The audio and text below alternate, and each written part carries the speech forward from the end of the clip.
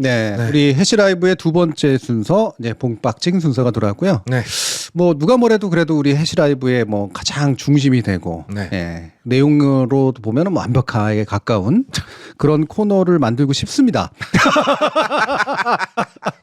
보구리 활동가님이 두 개 이슈를 제안해 주셨거든요. 하나는 바로 이제 국회에서 벌어지고 있는 일들에 관련된 거 한번 정리해야 되지 않겠느냐. 또 한 가지는 이제 이런 이제 서울 소리 보도 관련해서 너무 좀 조용한데 윤리 논쟁도 나오고 있는데 요건 또 한번 다뤄봐야 되지 않겠냐. 그래서 제가 두 번째 거는 간단히만 필요하면 다루고 네. 핵심은 국회로 가자 이렇게 이제 말씀을 드렸고 그래도 뉴스레터 그렇게 작성이 됐고요. 네. 얘기를 들어봐야죠. 네. 지금 12월 들어와서 연말 국회인데 이제 내일이면은 정기국회도 끝나고 12월 11일부터 임시국회를 또 한답니다. 네. 그래서 오늘 우리 본박싱에서 다루게 될 쌍특검도 아마 12월 11일에 시작되는 임시국회 연내에 민주당이 처리하려는 것 같고 네. 거기 안에는 3개의 국정조사도 아마 추진을 할 것 같고 네. 그리고 또 하나는 이미 이제 벌어진 일이 됐죠. 탄핵. 탄핵. 네. 이동관 전 방통위원장 탄핵, 현직 검사 탄핵. 음. 이렇게 쌍특검 탄핵, 국조 이렇게가 지금 국회에서 주로 벌어지고 있는 12월의 사건이고요. 그래서 네. 이걸 다뤄볼 텐데 놀랍게도 언론 보도에서 이 3개 사건 이거 하나하나가 얼마나 복잡해요. 쌍특검은 말 그대로 안에 2개 사건이 들어가 있어. 예. 쌍특검 탄핵 이런 복잡한 사안들을 언론은 놀랍게도 하나로 다 엮어버립니다. 뭐냐? 당리당략. 당장. 그리고 그 당리당략 플러스 예산안. 예산안. 예산안으로 다 엮어버려. 이게 예산안은 잡고 있고 당리당략으로. 예, 딱 이거예요. 그럼 누굴 욕하는 거겠어요, 언론이? 민주당이지. 예. 습관성 탄핵, 뭐 탄핵 중독, 뭐 이런 얘기 계속 만들고 네. 계속 네. 새로운 단어 만들고 있어요. 예산안은 안 하고 당리당략으로 탄핵 쌍특검만 하는 민주당. 요새 국회 상황이 이렇게 복잡하고 중요한 이슈가 많은데 언론 보도는 거의 이 한마디로 끝납니다. 네. 예. 예, 그 상황에 대해서 제가 이제 문제의식을 느껴서 하자고 한 거. 이게 사실 문제의식을 느낄 것도 없는 게 대부분의 보도가 그래요. 쌍특검 보도 보시면 쌍특검이 뭔지 설명을 안 해줘. 그렇죠. 그러니까 이것도 쌍특검 얘기 나온 얘기 안 지는 해. 거의 2년 됐는데. 네. 뭔지를 얘기를 안 해줘. 네, 그래서 언론 보도가 안 해주니까 오늘 간단하게라도 쌍특검이 뭔지 좀 과거 기억을 회상해 가면서 예. 보도록 하겠습니다. 화면 보시면은 먼저 쌍특검의 한 축은 김건희 씨 도이치모터스 주가 조작 연루 의혹이고요. 네. 이게 2020년 4월에 그때 당시에 열린민주당이 고발을 하면서 더 사건이 알려졌던 것이고 근데 사건 자체가 저때 2020년이면은 이제 민주당 그 문재인 정부에서 한창 문재인 대통령 여당하고 윤석열 검찰총장이 사이가 안 좋을 때예요. 그때 이미 언론 보도는 그리고 검찰은 이 사건에 대해서 쉬쉬하기 시작했습니다. 예. 대통령도 아니었어 아직. 맞아. 근데 이미 쉬쉬했어요. 그래서 거의 1년 반, 거의 2년이 지나서야 이제 도이치모터스 권오수 회장 등이 기소가 됐고 올해 2월이 되어서야 3년 만에 처음으로 1심 판결이 나왔습니다. 네. 네. 근데 이 1심 판결에서 이제 권오수 회장 등의 이제 집행유예가 나오긴 했는데 여기서도 주목이 되는 부분은 당연히 김건희 씨 계좌였는데 네. 기억하시겠지만 유죄가 인정된 통정거래 102건 중 거의 절반인 48건이 김건희 씨, 최은순 씨 계좌였고요. 네. 1, 2차 이게 두 번에 걸쳐서 벌어지거든요. 작전 세력이. 예. 1, 2차 작전 세력에 연속적으로 위탁한 계좌는 김건희, 최은순 계좌가 유일하다고 이 재판부가 다 인정한 사실들입니다. 사실 예. 이 정도면 잡혀가야 됩니다. 정상적이라면 이 정도면 잡혀가야 돼요. 그냥 네. 여기서 잡혀가야 돼요. 자 이렇게까지 얘기할 수 잡혀간다기보다는 수사를 해야죠. 상당 부분 수사를 해야죠. 수사를 압색 해야죠. 들어가고 네. 막 네. 구속되고 막 어쨌든 네, 그 부분에 대해서 이제 말씀드릴 수 있는 게 왜 빨리 수사해야 돼 이렇게 얘기가 나오는 게 단순히 통정 거래가 그 계좌에서 이루어졌던 것뿐만이 아니고 이것도 이제 재판부가 인정한 사실관계인데 작전 세력하고 대화를 한 다음에 7초 만에 김건희 씨가 직접 매수매도하는 그 대화 내역이 있어요. 맞아요. 기억나요. 저 그때 녹음 파일 들었던 네. 거. 네. 이런 것도 다 인정이 됐단 말이에요. 이 정도 되면 지금 남은 거는 김건희 씨가 주가 조작 여부를 알았느냐 몰랐느냐만 남은 거예요, 사실상. 예. 그렇게 되면 이거 당연히 수사해야 되는 거 아니야. 네. 근데 지금까지도 김건희 씨를 소환한 적도 없고요. 네. 서면 조사로 대신한다 그랬는데 서면도 제대로 받았는지가 안 밝혀졌어요. 네. 그러니까 사실상 수사를 안 한 거예요. 네. 이런 부분 때문에 지금 쌍특검 중에 한 축으로 이게 올라가 있고 네. 이게 패스트트랙이기 때문에 12월 말에는 자동 상정이 되게 돼 있습니다. 그렇습니다. 예. 놀라운 건 이게 두 개 중에 하나라는 겁니다. 네. 그렇죠. 네. 하나 또 볼까요, 그럼? 대장동 50억 클럽 이거는 막 좀 화면 보시면 좀 글씨가 작으실 텐데 이게 너무 내용이 많아요. 그만큼 대장동 사건이라는 게 이재명 대표가 받고 있는 배임 의혹만 있는 게 아니라 네. 엄청나게 다른 축이 있는 거죠. 그렇죠. 그게 바로 대장동 민간 업자 세력의 로비예요, 로비. 네. 예. 예, 언론계 로비, 가장 유명한 게 머니투데이 홍성근 회장 아들로부터 50억 수수했다가 반환했다는 정황이 이미 확인이 됐고요. 네. 정치권 로비 곽상도 의원 이미 재판받고 있죠. 그렇죠. 예, 곽상도 의원 왜 로비했습니까? 은행권 움직이려고, 정치권 움직이려고. 그리고 정치권 로비 중에는 최윤길 당시 성남시 의장도 있습니다. 네. 시의회 움직여야 되니까. 예, 광범위한 정치권 로비가 이루어졌다. 그리고 법조계 로비가 여기가 이제 중요한 부분인데 이게 왜냐면 2012년 부산저축은행 불법 대출 수사 무마 의혹하고 연결이 돼요. 네. 여기 로비 대상 중에 최재경 중수부 검사, 김홍일 검사가 나옵니다. 네. 네. 여기 이게 저 정영학 녹취록에도 나와요. 맞아요. 네. 맞아요. 김홍일 검사가 누굽니까? 지금 방통위원장으로 내정된 분이에요. 맞습니다. 그렇죠. 네, 이분들한테 왜 로비했느냐? 2012년 부산저축은행 수사 무마하기 위한 목적이었다고 남욱 씨가 최근 검찰 수사에서도 진술을 했어요. 예. 그래서 이런 부분에 대해서 지금 검찰은 어떻게 하고 있다? 그걸 보도한 언론사들을 압수수색하고 있다. 그렇죠. 네, 이런 부분 때문에 50억 클럽이 더 중요한데 역시 검찰 수사 안 하다가 이게 올해 2월 달부터 민주당에서 특검한다 그러니까 부랴부랴 수사한 게 곽상도 의원하고 박영수 특검 딱 2명입니다. 네, 그래서 결국엔 수사가 너무 안 되니까 50억 클럽도 특검에 들어가 있다. 당장 이재명 지금 대표가 성남FC 사건이 제3자 뇌물이거든요. 예. 네. 제3자 뇌물이 뭐냐면 왜 여건 그걸로 기소가 됐냐면은 성남FC 구단주가 이재명 시장이니까 일심동체라 이거예요. 말도 안 되는 그러니까 성남시한테 뇌물을 가게 했다는 거지. 근데 물론 이제 후원금, 광고비급이라는 지금 논리로 맞서고 있지만은 근데 그런 측면에서 보면은 곽상도 의원 아들의 이 50억 수수에 대해서 그래서 더 이해가 안 간다 이런 생각도 해볼 수 있는 거죠. 네. 네. 근데 어쨌든 검찰은 그거에 대해서는 보강 수사를 했습니다. 또 우리가 수사를 한 걸 했다고 해야 돼. 그래서 이번에는 공소장에 더 자세히 넣었는데 문제는 이제 언론 보도죠. 그래서 언론 보도 이 쌍특검에 이게 모든 이슈에 대해서 보도가 똑같아서 제가 보도 사례를 안 날려다가 하나씩은 넣어놨는데 한번 보시면은 모든 보도가 다 이렇게 흘러가요. 예, 쌍특검 보도하면 다 이런 식입니다. 네. 예, 예산안 처리 법정 시간 넘긴 여야 쌍특검 극한 대치를 벌이고 있다. 네. 그러니까 자꾸 예산안하고 전혀 상관없는 쌍특검을 밀어 넣어요.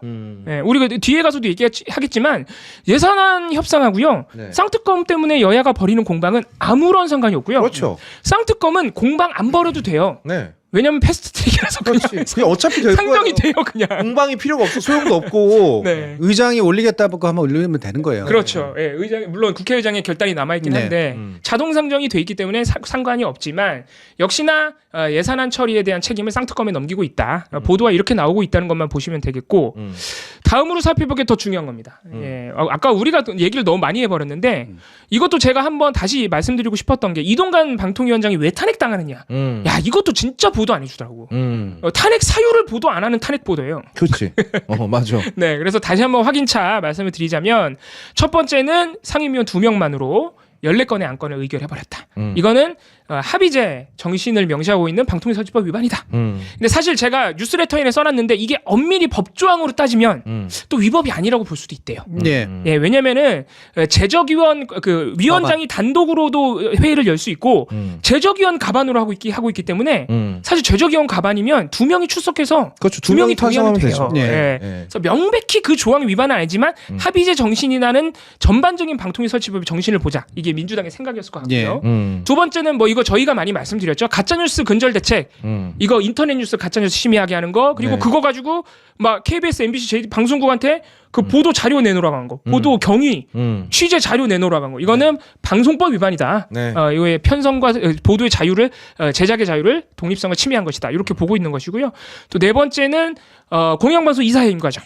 네, 이것도 저희가 많이 말씀드렸죠. 이거는 심지어 법원에서 효력을 정지했어요. 예. 근데 같은 사유로 또 다른 이사를 해임을 했습니다. 이것도 방송법 위반 아니냐, 방문지법 위반 아니냐 이런 취지인 것이고 KBS 사장 선임 과정에서도 KBS 이사회가 파행을 겪었습니다. 그래서 막 원래는 그 한 번 무산이 됐기 때문에 재공모를 했었어야 돼요. 왜냐하면 이사회가 그렇게 결정을 했기 때문에. 네. 그런데 이사 한 명이 갑자기 사퇴를 해버리고 그랬더니 방통위가 갑자기 이동욱 기자라는 사람을 임명을 해줍니다. 그런 과정에 KBS 사장 선임 과정에 방통위가 부당한 개입을 했다. 이것도 이제 불법이라고 해서 탄핵 사유에 올라가 있습니다. 네. 근데 이거 탄핵이 안 됐죠? 예. 네, 탄핵 되기 전에 사퇴했습니다. 네, 사퇴했잖아요. 네. 네. 근데 그 사퇴로 이걸 피해 나가겠다라는 생각은 미리 해놓은 거겠죠. 그렇죠. 저는 제2, 제3의 이동관이 나옵니다라고 얘기할 때 이미 아하. 판은 짜놨다고 봐요. 네, 그게 11월 탄핵시켜도? 말에 중앙일보가 인터뷰하면서 그 얘기를 하거든요. 네. 그때 저도 느꼈어요. 괜히 제2, 제3 이동관이 나올 리가 없지. 네. 그러면요, 제가 궁금한 건 이겁니다. 아무리 방통위원장이 위법한 일을 저질러도 음. 탄핵을 시키려고 그러면 그날 아침에 그만둬 버리면 예. 이런 식으로 다 빠져나가버리면 되는 거지 않습니까? 그러니까 그 부분은 한 두 가지 정도로 생각할 수가 있는데 그래서 이번에 뭐 이동관 방지법이라고 뭐 법안 네. 발의했다라고 이제 이렇게 나옵니다만 네. 사실 원래 탄핵의 효과라고 하는 건 네. 특히나 국무위원이나 이런 장관급에 대한 탄핵의 효과라고 하는 건 정책 책임을 이제 탄핵을 발의할 테니 빨리 나가라야. 예. 그래서 원래대로라면 탄핵을 발의하려고 하는 행동을 하고 이를테면 뭐 국무총리나 이런 사람 해임 건의안 이런 거 하면 법적 구속력은 없어도 네.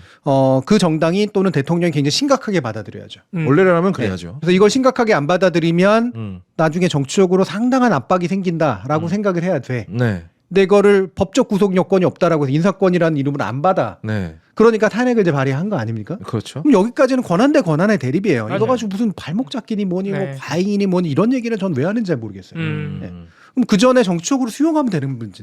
그렇죠. 그게 안 되니까 탄핵으로 간 거지. 그러니까 도망쳤다라고 지금 표현하게 되는 이유가 뭐냐면 네. 정치적으로 수용하는 과정으로 사퇴한 게 아니라는 거지. 그렇죠. 음. 네. 탄핵을 무력화시키기 위해서 네. 사퇴한 거란 말이에요. 이것도 네. 당리당략이네. 네. 그러니까 이 부분은 문제가 좀 있죠. 그렇죠. 네. 그렇다면 예를 들면 이거하고 비슷한 거잖아요. 공무원에 대한 징계. 네. 네, 징계에 대한 심사가 들어갔는데 사직서 내버려. 사직서를 내보내면 안 되잖아요. 네. 그렇죠. 네. 그러니까 붙잡아두고 잘못했는지 아닌지를 따져야 되잖아. 수리도 공무원. 해주면 안 되는 네. 거고. 네. 그래서 이 부분이 그러면 이 탄핵 과정에서는 어떻게 작동해야 될 것인가. 여기에 대한 고민이 필요하죠. 그렇죠. 예. 근데 이제 문제는 전 이건 법으로 해결할 문제는 아니라고. 아. 사실 탄핵은 헌법적 판단이잖아요. 네. 위법한 행위에 대한 헌법적 판단이기 때문에 네. 헌법적 판단이라는 건 바로 정치적인 판단이라는 얘기예요. 예. 그리고 그 정치는 우리 헌법이 규정하고 있는 민주적 정신 안에서 이루어지는 게 정치입니다. 네. 그러면 이거를 법으로 해서 그러면 요 중에 정치적으로 받아들여서 대통령이 자르거나 사퇴하는 거 자르는 건 물론 괜찮죠. 그게 그것만 하면 별 문제 없으니까. 네. 뭐 스스로가 정치적 책임을 지고 사퇴한다 이거 하고 네.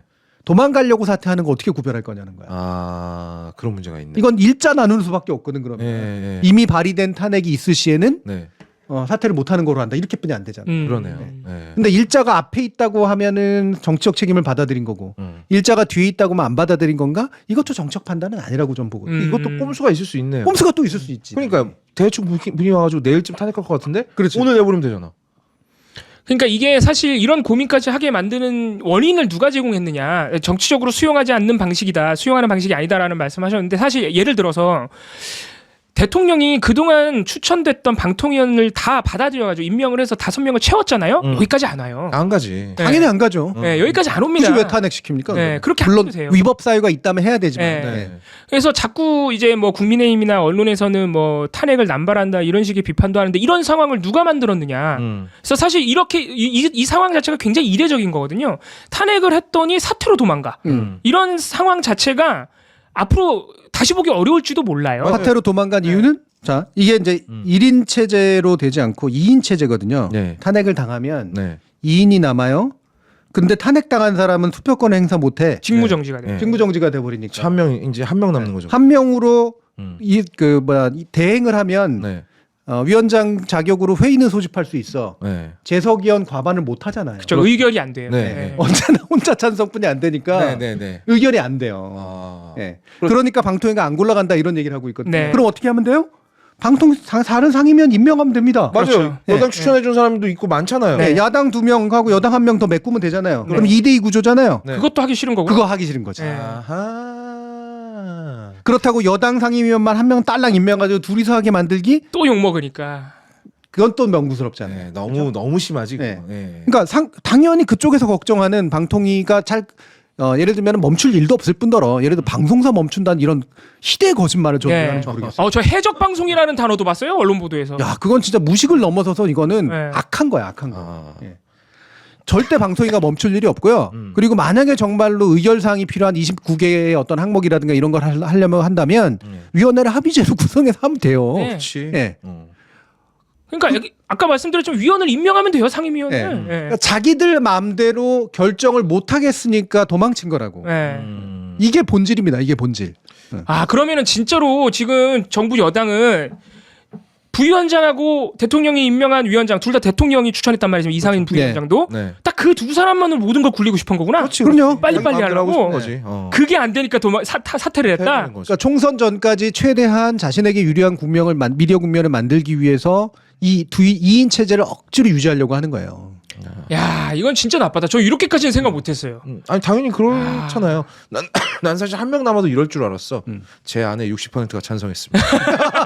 에이, 그 정도까지는 과반입니다. 이럴 줄 알았어 나는. 과반의 과자가 무슨 뜻인지 아십니까? 반을 넘었다. 이퀄의 뜻입니다. 이퀄. 반이란 뜻입니다. 어쨌든 내가 찬성했으므로 과반이 넘었습니다. 뭐 이럴 줄 알았어. 아, 한 명의 과반이니까. 아무튼 어. 그런 상황으로 됐고 그래서 언론 보도 보시면 역시 똑같습니다. 언론 보도가 하나같이 똑같아. 예산안 처리보다 이동관 검사 탄핵이 우선인 민주당. 네, 이런 식으로 나오는 겁니다. 이게 네. 쌍특검, 국정조사, 탄핵 모든 이슈에 대해서 보도가 다 이렇게 나와요. 놀랍지 않습니까? 네. 이게 옛날에는 먹혔거든요. 네. 예. 왜? 정부는 그래도 뭔가 하는 짓을 보였거든요. 네. 옛날에 특히나 여소야대 전국이었거나 그게 많지도 않았지만 예. 그러면 정부가 몸이 다르니까 마음에 안 들어도 좀 통과 좀 시켜달라. 그 기재 공무원들이나 뭐 이런 사람들 돌아다니면서 의원마다 막 설득도 하고 뒤에서 물밑 작업도 좀 이루어지고 이랬단 말이에요. 겉으로야 싸우는 모습 보였지만 예. 왜 야당도 부담이거든 예산안 계속해서 시한 넘기는 거. 그럼요. 네. 근데 지금까지 안 넘긴 적이 없어요. 네, 항상 예, 그렇죠. 그 관습이 옳다는 게 아니라 그게 무슨 대단한 일은 아니라는 거야. 우리나라가 뭐 미국처럼 갑자기 그 저기 셧다운. 셧다운하고 뭐 이러는 거 아니잖아요. 세금 못 걷고 이렇게 되는 거 아니기 네. 때문에 네. 이건 이루어집니다. 그러면 옛날에는 왜 그게 먹혔냐? 여러분들이 무식해서는 아니었고 언론들이 워낙 사기를 잘 쳐서 그런 것도 있지만 그리고 언론들이 영향력이 컸잖아요 그때. 동시에는 그래도 정부가 하는 짓을 보였다는 겁니다. 뭔가를 네. 하려고 하는. 이번 예산안의 특징은요. 정부가 통과시키고 싶어하는 것 같지가 않아. 맞아. 여당이 이걸 통과시키려고 막 애쓰는 것 같지도 않아. 네. 협상을 안 해. 야당이 외로 빨리 좀 협상하자라고 얘기를 하고 있는 상태라고요. 네. 예. 그러니까 사람들이 안 속지 이제는. 야. 물론 관심이 없는 분들은 아유 또 똑같구나라고 생각을 하겠지. 그렇죠. 조금만 관심 가지. 야당의 문제라고 생각하면 여야 똑같아 이렇게 생각을 할 뿐이지 상당수의 사람들은 지금의 정부나 여당이 하고 싶은 일이 없어 보인다라고 하는 게 되게 맞아. 명확해요. 이게 중요한 것 같아요. 뭐 누가 잘못했다 문제가 아니고 예. 이 정부 여당은 뭐 아무것도 안 하는 거 아니야? 이런 생각을 하게 돼요. 하려는 의지가 없다. 네. 안 보인다. 아 오늘 결론이 이건데 큰일 났네. 예산안 문제를 다 해버리셔서 예. 이제 꼭 빨리 끝날 것 같아요. 예. 예. 그리고 근데 오늘 교수님한테 또 하나 배운 게 그 탄핵을 당했어도 이동관 위원장이 직무정지를 당했어도 대통령이 지금 추천되어 있는 위원 임명하면 네. 일이 멈추지 않는데 그걸 하기 싫은 거다. 이 부분에 착안해 보면 정말로 일하고 싶으면 임명하면 돼요. 그렇죠.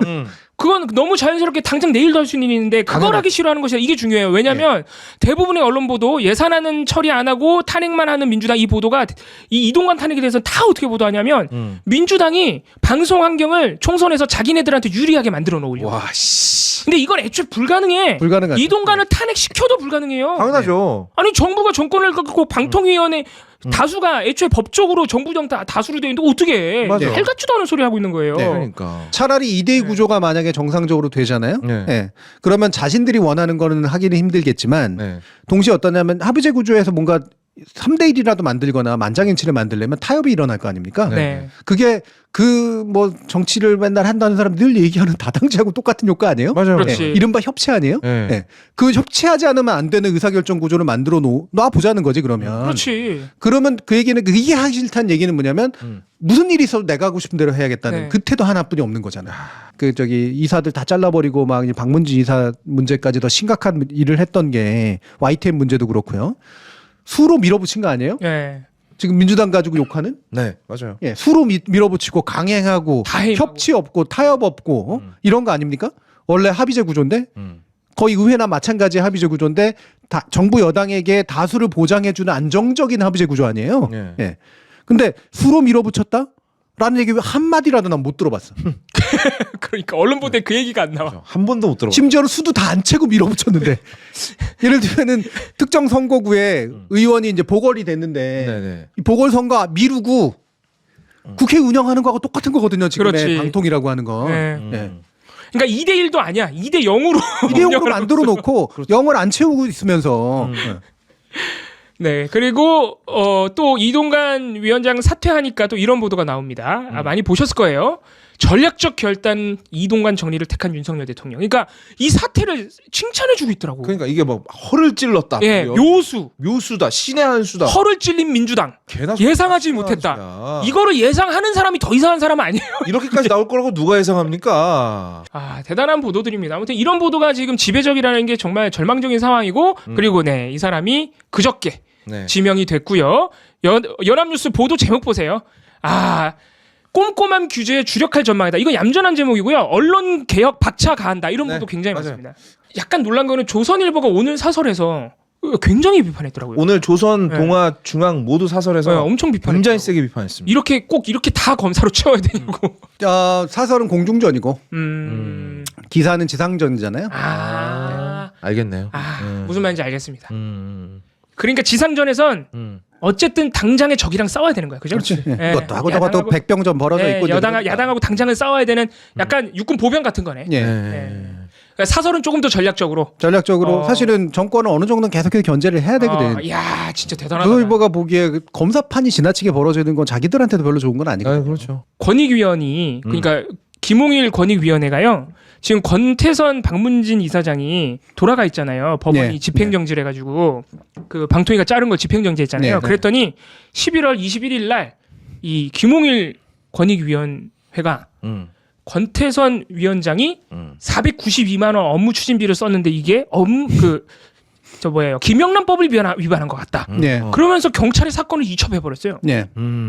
그래가지고 지금 방송계 그리고 민주당 언론노조에서 화가 난 게 이거는 방통위가 해임시켰다가 법원이 빠꾸시키니까 권익위가 또 나선 거 아니냐. 네. 또 경찰 수사한다는 이유로 해임시키려고. 네. 그런데 놀랍게도 그 권익위 조사를 주도한 김홍일 위원장이 아예 박문진 이사를 해임시킬 권한이 있는 방통위 자리로 지금 오는 거예요. 네. 놀라운 일 아닙니까? 야, 이건 몰랐다. 아마 대통령의 보관이 거기 있었을 것이다. 그냥 아예 해임시킬 권한을 주자. 네. 그 대통령의 보관이라기보다는 네. 예, 옵션이 몇 개 없어요. 아, 그래요? 예, 가장 믿을 만한 사람을 내려보내야 되거든. 지금은 가고 싶어하는 사람들도 이제 많지도 않고 이제. 네네네. 왜냐하면 손에 피를 묻혀야 되잖아요. 그럼 지금 이분도 굉장히 네. 거부했다라고 고사했다고. 네. 네. 이상인 지금 부위원장도 지금 고사해야 하고 있잖아요. 예.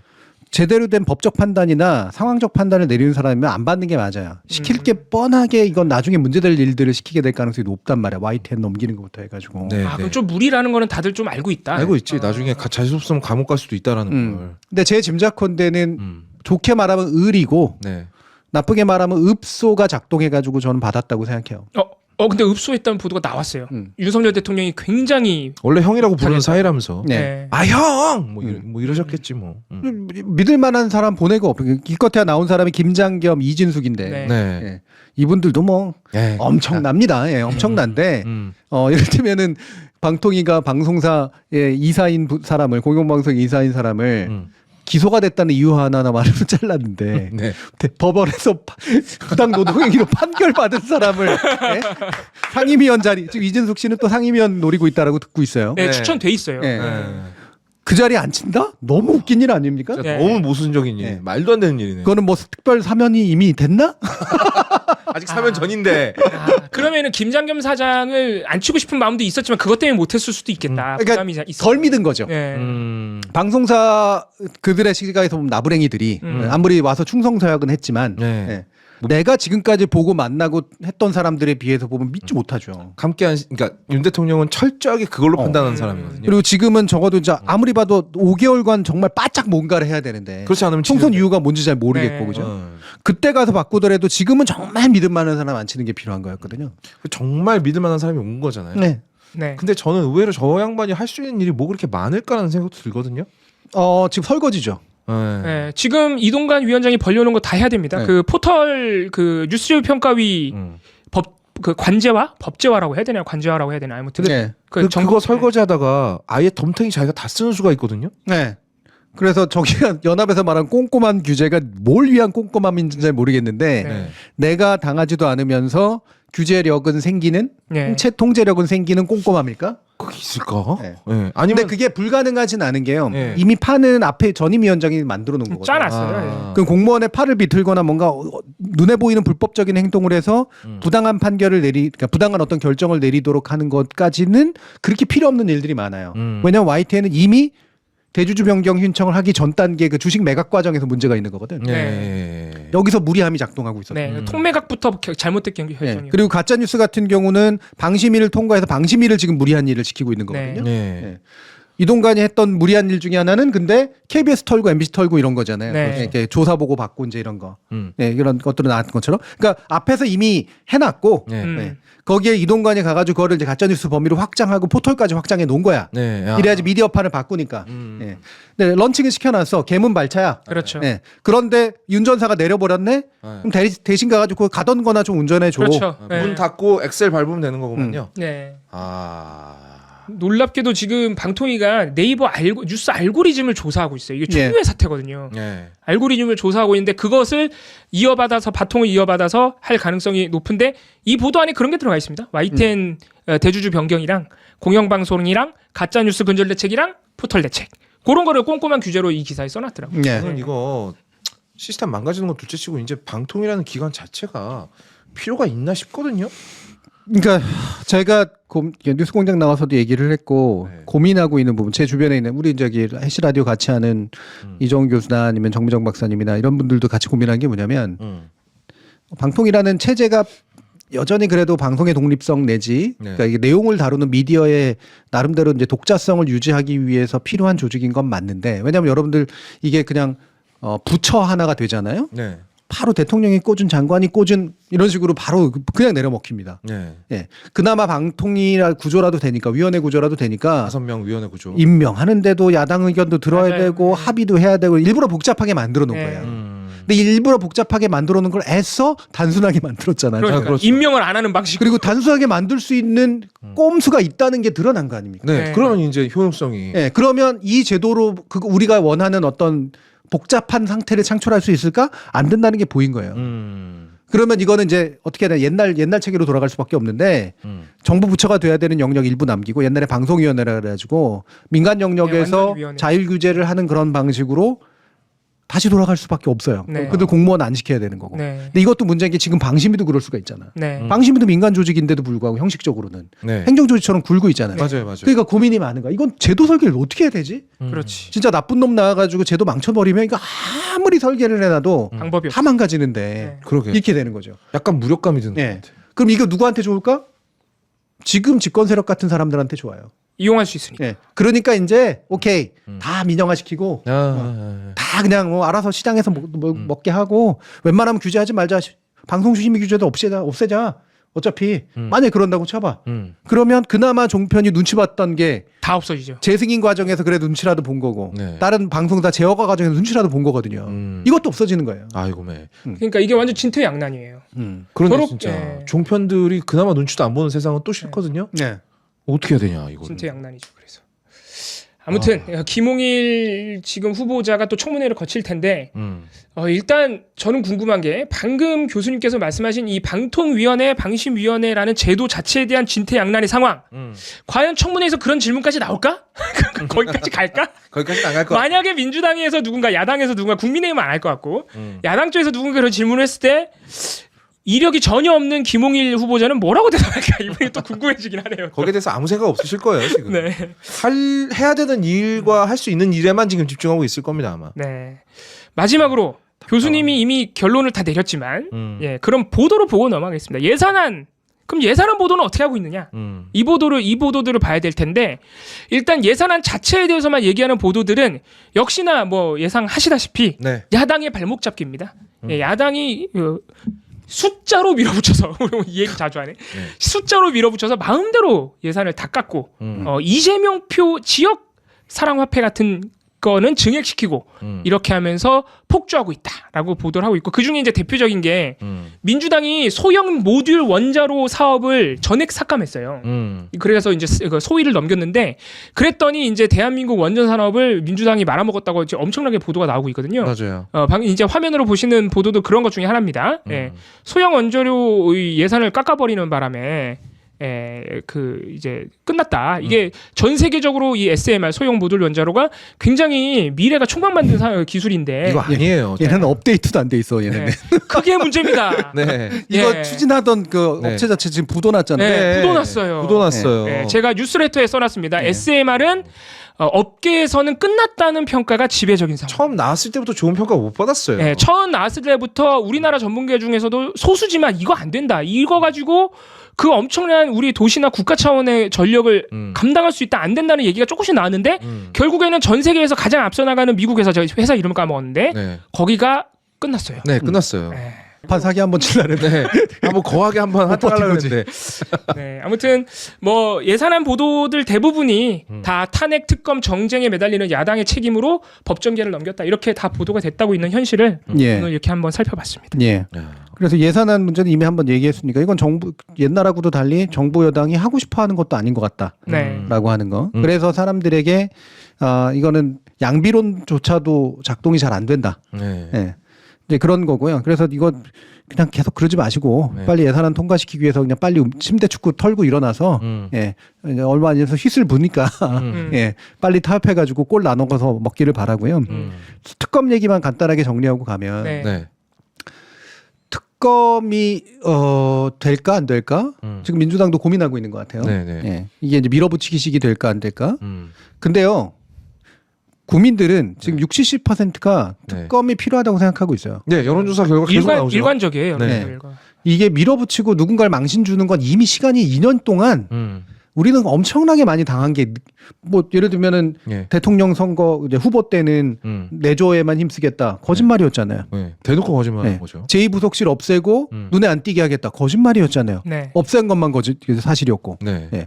그리고 나서 수많은 자기가 중심이 돼가지고 스포트라이트를 받고 싶어하는 그런 모습들, 그게 대통령에게도 부담되고 정부 여당에게도 부담되는 모습들이라고 하는 건 여러 가지 데이터로 다 입증이 되고 있습니다. 네. 내부에서도 굉장히 별로 안 좋아할 거예요. 네. 그리고 이런 눈에 안 띄는 것의 문제만 아니라 분명히 여러 가지 문제들이 있잖아요. 네. 이거는 국민들이 제가 볼 때 이미 기각을 하고 있어요. 대통령에 대한 거는 그냥 미련이 남아 있는 거고요. 네. 굉장히 핵심적인 지지 그룹과 네. 야 그래도 대통령 아직도 2년도 안 됐는데 예. 2년도 안 됐는데 예, 2년도 안 됐는데 야 그래도 우리나라가 이렇게 망가지는 것까지는 아니어야 되니까 좀 정신 좀 차렸으면 좋겠어. 이런 마음에 가깝지 네. 그냥 아슬아슬하게 유지되고 있는 지지예요. 네. 근데 이거하고 상관이 없는 우리가 뽑은 사람이 아닌 네. 심지어는 네. 네. 네. 네. 그 사람에 대해서는 이미 버렸어요. 제가 그게 포인트죠. 그게. 네. 네. 아무리 언론이 뭐 분치를 해주고 이래도 이미 버렸습니다. 네. 네. 그렇다는 얘기는 뭐냐면 사실은 정권에 있어서도 네. 그리고 여당도 마찬가지고요. 네. 총선 전에라도 네. 총선 때까지 끌고 간다고 저쪽에서는 막 생각하겠지만 어쩔 수 없고 사실 이런 데서 변화가 시작이 돼야 돼요. 그나마라도 나머지 집권기관을 뭘까 해보려면 네. 받아야 됩니다. 네. 그리고 예전에 이제 그 사실은 문제가 있었던 그 김경수 지사에 관련됐던 뭐 드루킹 특권 같은 거 네. 네. 네. 이거 정권 초기에 받은 거잖아요. 네. 맞아요. 왜 그랬을까? 네. 하도 야당이 압박을 해대니까 단식하고 그랬죠. 네, 단식도 심지어 단식까지도 하고 막 그러니까 이거를 어느 정도 받아주지 않으면 정권 초기에 동력이 안 생기겠다라고 판단을 한 겁니다. 그래서 어느 정도 희생시킨 거죠, 그렇죠? 그 여당 그게 공략적- 야당을 파트너로 그래도 본 거예요. 네, 그렇죠? 본 거죠. 네. 어느 정도는 봤기 때문에 그걸 받아들인 거예요.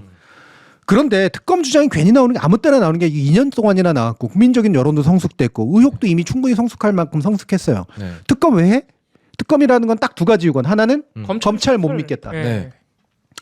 대부분 못 믿을걸요? 이거 가장 이거 굉장히 강합니다. 네. 우리 특검 제도가 있는 검찰 못 믿겠다요. 검찰이 사적 권력으로 행동하고 있다. 과거 정부에 비해서 어느 정부보다도 훨씬 더 권력과 일치돼서 행동하고 있다. 네. 자기 자신의 이익만 위해 움직이고 있다. 이 상당 부분 동의하고 있습니다. 네. 네. 우리 지난번에 시사인에서 했던 거 얘기해 줬듯이 네, 네. 특검의 필요성의 정당성이 이미 여기까지 차올랐어요. 네. 또 한 가지는 정책 판단이죠. 이게 정적인 합의. 아까 얘기했던 문정부 초기에서 있었던 그 문제. 그렇죠? 이 부분도 어느 정도는 사실은 지금의 정부 여당도 해야 될 일입니다. 네. 어쩔 수 없이. 그래야지 정치적인 국면을 통과해 나갈 수가 있어요. 네.